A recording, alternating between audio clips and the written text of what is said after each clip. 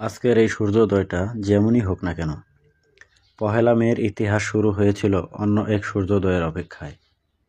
একটা সময় ছিল যখন শ্রমিকেরা দিনে 14 থেকে 16 ঘন্টা কাজ করত।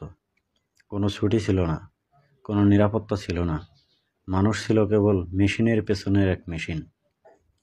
কিন্তু তারা চুপ থাকেনি। 1886 সালের পহেলা মে আমেরিকার শিকাগো শহরের হাজারো শ্রমিক পথে নেমে এসেছিল 8 ঘন্টা কাজের দাবিতে। তাদের কণ্ঠে স্লোগান ছিল একটাই, 8 hours for work, 8 hours for rest, 8 hours for what we will. তাদের সাহস ছিল, তাদের রক্তে ছিল পরিবর্তনের জেদ। 3রা মে ও 4ঠা মে শিকাগোর হে মার্কেট স্কোয়ারে আন্দোলন যখন তুঙ্গে, পুলিশ গুলি চালায়, বোমা বিস্ফোরিত হয়, আর রাস্তায় লুটিয়ে পড়ে মানুষ। শ্রমিকের রক্তে লেখা হয় এক ইতিহাস। এটা কেবল দিন নয়, এটা এক প্রতিরোধের নাম। তারপর থেকেই বিশ্বের বিভিন্ন দেশে পহেলা মে পালিত হয় আন্তর্জাতিক শ্রমিক দিবস হিসেবে। বাংলাদেশেও এই দিনটি পালিত হয় গভীর শ্রদ্ধা ও সংগ্রামী চেতনায়।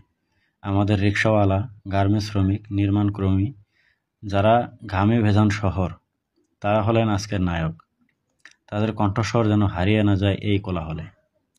আজ যখন আমরা মে দিবসের ব্যানার টাঙাই, ছুটি উপভোগ করি, তখন কি মনে পড়ে এই ছুটি কিনে আনা হয়েছে কারো জীবন দিয়ে?